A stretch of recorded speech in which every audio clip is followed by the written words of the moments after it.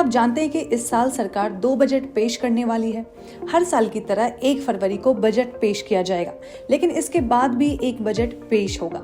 दरअसल 1 फरवरी को संसद में वित्त मंत्री निर्मला सीतारमण अंतरिम बजट पेश करने वाली है। चूंकि इस साल देश में लोकसभा चुनाव होने वाला है, चुनाव रिजल्ट के बाद चुनी हुई नई सरकार देश में बजट पेश करेगी। इस लिहाज से इस साल भारत सरकार द्वारा 2 बार बजट पेश किया जाएगा। तो अब सवाल उठता है कि अंतरिम बजट का क्या मतलब है, ये पेश क्यों किया जाता है? नई सरकार द्वारा जो बजट पेश किया जाएगा वो अंतरिम बजट से कैसे अलग होता है? तो चलिए आपको एक एक कर गहराई से समझाते हैं।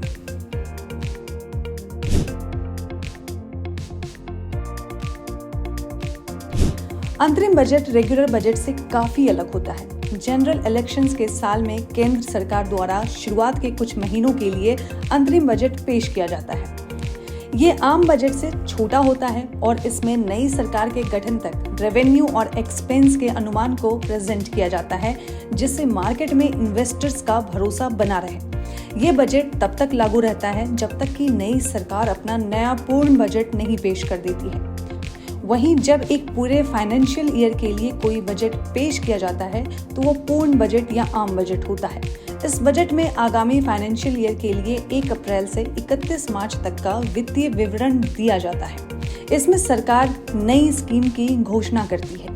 इसके अलावा सरकार बुनियादी ढांचे, एजुकेशन, हेल्थ सर्विस, सिक्योरिटी के लिए खर्चों का विवरण भी देती है। ये एक तरह से पूरे फाइनेंशियल ईयर के खर्चों का रोड मैप होता है।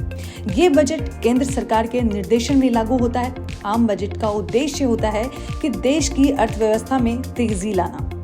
इस साल लोकसभा चुनाव होने हैं, ऐसे में ये पूर्ण बजट नहीं होगा। ये टेम्पररी फाइनेंशियल प्लान या फिर वोट ऑन अकाउंट होगा। हर साल 1 फरवरी के दिन बजट पेश होता है। बजट पेश करने का समय आमतौर पर सुबह 11 बजे होता है। अंतरिम बजट भी इसी समय पेश होगा। लोकसभा में निर्मला सीतारमण इसे पेश करेंगी। इस बार का बजट खास है, कारण है कि ये लोकसभा चुनाव से ठीक पहले पेश किया जाएगा। ऐसे में सभी की नजरें इस पर टिकी होंगी। जनता उम्मीद करेगी कि सीतारमण रियायतों का पिटारा खोलकर उन्हें राहत देंगी। वित्त मंत्रालय में आयोजित हलवा सेरेमनी के बाद ही अंतरिम बजट पेश की जाती है। हर साल बजट पेश होने से पहले वित्त मंत्रालय में हलवा सेरेमनी के आयोजन की परंपरा है।